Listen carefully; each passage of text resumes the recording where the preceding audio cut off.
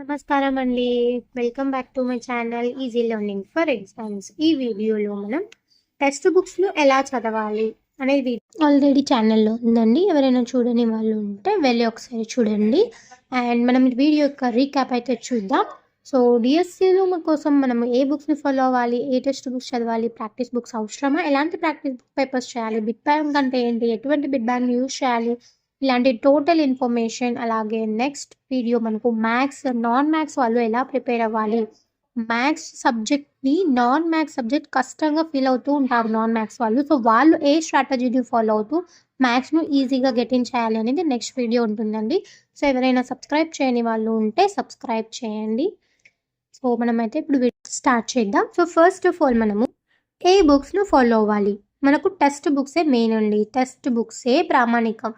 Text books మనం చదివితే almost 100% మనం ఫుల్ఫిల్ చేసినట్టు. సో టెక్స్ట్ బుక్సే చదవండి, టెక్స్ట్ బుక్స్కే ఫస్ట్ ప్రయారిటీ ఇవ్వండి అని అయితే నేను చెప్తానమాట. సో ఏ టెక్స్ట్ బుక్స్ చదవాలి అంటే మనకు మెయిన్గా టెట్కి వచ్చేసి 3 to 8th క్లాసెస్లో మనకు ప్రజెంట్ గవర్నమెంట్ స్కూల్స్లో ఉన్న బుక్స్కి మనం ప్రయారిటీ ఇవ్వాలండి.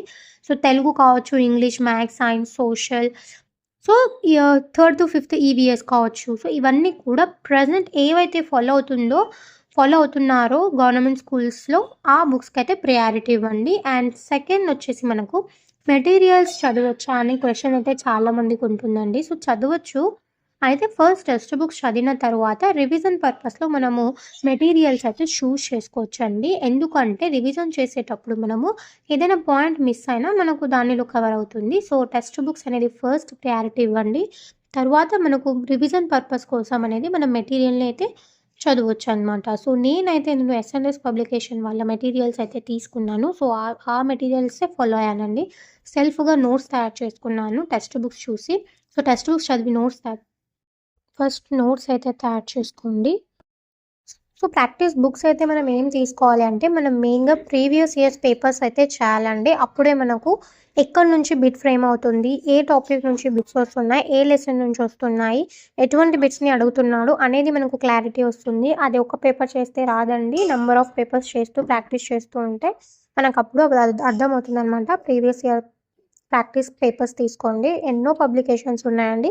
సో ప్రీవియస్ క్వశ్చన్స్ ఒక్కటే కాబట్టి మీరు ఏ పబ్లికేషన్ అయినా తీసుకోవచ్చు అనమాట.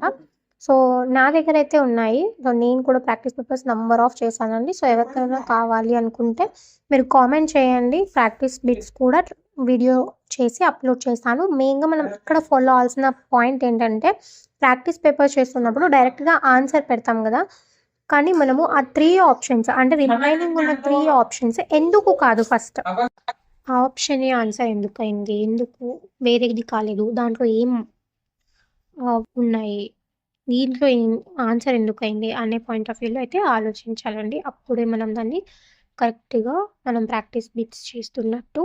నెక్స్ట్ వచ్చేసి బిట్ బ్యాంక్ ప్రాక్టీస్ చేయాలి, ఖచ్చితంగా చేయాలి. చెప్పాను కదా ఫస్ట్ నుంచే. సో బిట్ బ్యాంక్ చేయడం వల్ల మనకు ఏది వస్తుంది, ఏది రావట్లేదు, ఏది మైనస్ అవుతుంది, ఎక్కడ మైనస్ అవుతుంది, ఏ సబ్జెక్ట్లో, ఏ టాపిక్లో, ఇంకా ఏది చదవాలి, ఏది చదవకూడదు, ఇంకా మనం ఎలా ఇంప్రూవ్ చేసుకోవాలి అనేది మనకు బిట్ బ్యాంక్ వల్లనే ప్రాక్టీస్ అవుతుంది. ఎంత చదివినప్పటికీ ప్రాక్టీస్ బిట్స్ చేయలేకపోతే మనకు కరెక్ట్గా మనము ఫుల్ఫిల్ చేసినట్టు కాదన్నమాట. సో బిట్ బ్యాంక్ అనేది కంపల్సరీగా మనం ప్రాక్టీస్ అయితే చేయాలి. సో బిట్ బ్యాంక్ వచ్చేసి నేనైతే ఎస్ఎన్ఎస్ పబ్లికేషన్ వాళ్ళదైతే తీసుకున్నానండి. సో అన్ని సబ్జెక్ట్స్ తీసుకున్నాను అనమాట. అప్పుడు లాస్ట్ టైంలో రిలీజ్ చేశారు. సో అప్పుడైతే నేను అవి పర్చేస్ చేశాను.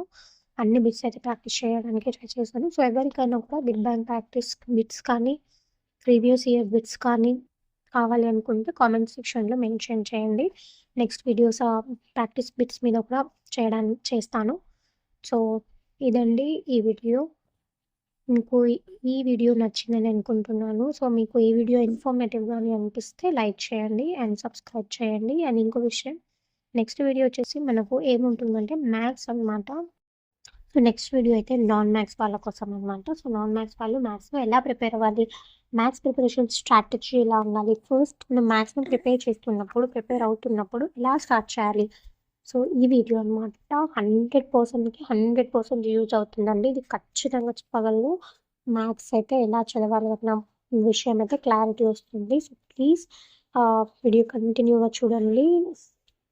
ఎవరైనా సబ్స్క్రైబ్ చేయని వాళ్ళు ఉంటే సబ్స్క్రైబ్ చేయండి, లైక్ చేయండి, సబ్స్క్రైబ్.